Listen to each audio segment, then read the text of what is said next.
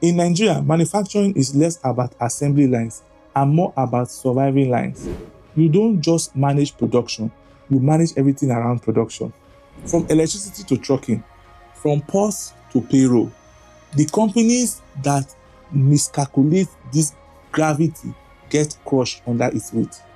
Consider Procter & Gamble.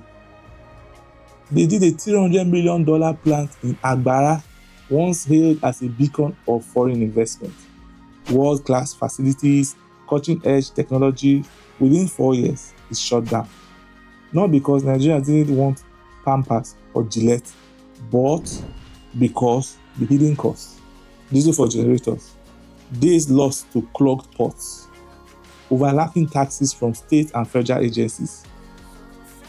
Ate away every margin, every profit. What looked like a flagship quickly became a liability. This is the brutal math. In Nigeria, 40% of manufacturing spend often goes into self-generating power. Add logistics nightmare, containers stuck for weeks at seaports, trucks grinding through cratered, bad highways, and you realize why many multinationals throw in the towel. They just give up. And yet, others have turned these same obstacles into fortresses. Dangote Cement is the most famous example. While rivals balked at electricity outages, Dangote built captive power plants. While others blamed bad roads, he assembled his own trucking fleet. Vertical integration wasn't just a strategy. It was a shield against Nigeria's operating environment. The result? Lower cost per unit and a cement empire that dominates the whole continent, the whole of Africa. Then there's Indomie Noodles, a brand that doesn't even exist in Nigeria's diet in the 1980s. Toleram Group invested early in a factory, partnered locally, and priced small packs for just a few naira. But scaling production and adapting flavors to local palates, Indomie became so entrenched that Indomie is now the generic word for noodles.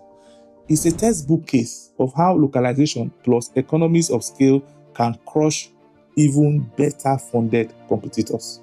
A more recent play comes from Hayat Kemia's Mofix diapers. Even my children use Mofix. By building a $100 million factory and undercutting P&G's imported Pampers, Mofix grabbed massive market share within 2 years. While P&G shut down its plant, Hayat doubled down, showing that agility and local cost control beat legacy brand power. For decision makers, the lesson is sharp. In Nigeria, control is survival. If you outsource power, transport, or inputs, you outsource your margins. If you internalize them, even at steep upfront costs, you turn bottlenecks into competitive moats.